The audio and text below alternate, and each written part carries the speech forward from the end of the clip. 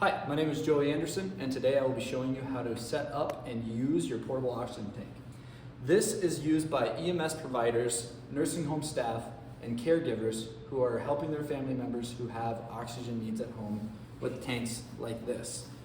Now the materials that we need: the tank itself, the regulator, the wrench that goes with the regulator, and lastly, our nasal cannula. Now, some warnings before you use an oxygen tank or store it at home. Never store oxygen tanks with them upright, unattended. They can get knocked over and they can leak. Next, don't smoke near an oxygen tank or light an open flame. Anything fire related should not go anywhere near the oxygen tank. Oxygen is a highly flammable gas. Now, we'll begin assembling the tank. Now we've already did step one. We have removed it from storage. It was stored in a safe, dry space where no harm can be done, no open flames by it either. Now we're going to fasten the regulator to the tank. Now come over here. You're going to see two holes on the oxygen tank itself and two prongs on the regulator itself. You're going to line these up line them up, and then you're going to tighten until you hear it fasten, and then you are going to use your T-wrench and crank it down as tight as it will go. Now we have some help with the wrench. This wrench serves two purposes. It opens the oxygen valve itself, and it can tighten the T-wrench for you. Now we are going to open the valve. You're going to grab your wrench, you're going to slot it onto the top of one of these and go left, counterclockwise. That opens the valve. Now, since we have opened the valve, we are going to check the oxygen flow. Now, since we have it connected, it is sealed right here by this gauge right here.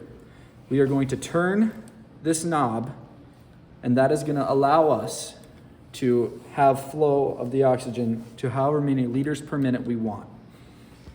So check the flow with your hand, or you can hear an audible hiss, and that's very indicative of oxygen flow. Now we are attaching the nasal cannula. This insert goes right here on the regulator. Once we have this, now we will move on to our patient.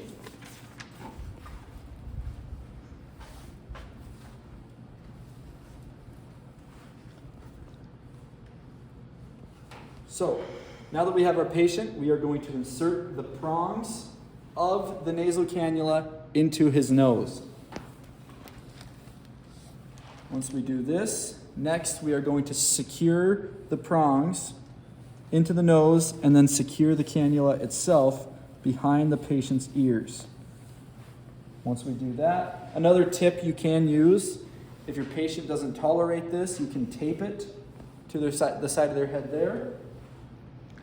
And now that we have the cannula on, we are going to turn on the oxygen flow like this. With a cannula, you are only recommended to do 5 liters per minute. Anything else, it will probably irritate the patient. Now, follow me back here. We are going to take off the nasal cannula off the patient. They have been cured of any ailment. And now we are going to turn off the oxygen after they're done. Again, moving back to this. Turn it all the way to 0. You see the 0. You shouldn't hear any more flow. Now you're going to remove the nasal cannula from the regulator and turn the flow to 0, which we have done. Use the cylinder wrench to close the top notch. Now we have no more flow. Continue to the right. Now we are going to remove the regulator. We are going to use the wrench because we tightened it down, pulling towards us. Now we broke it. I'm going to take the regulator off, like this. And since we have disassembled the regulator, we are ready to store our oxygen tank back to a safe, dry location. Back to here. Thank you, and that is how to set up a portable oxygen tank.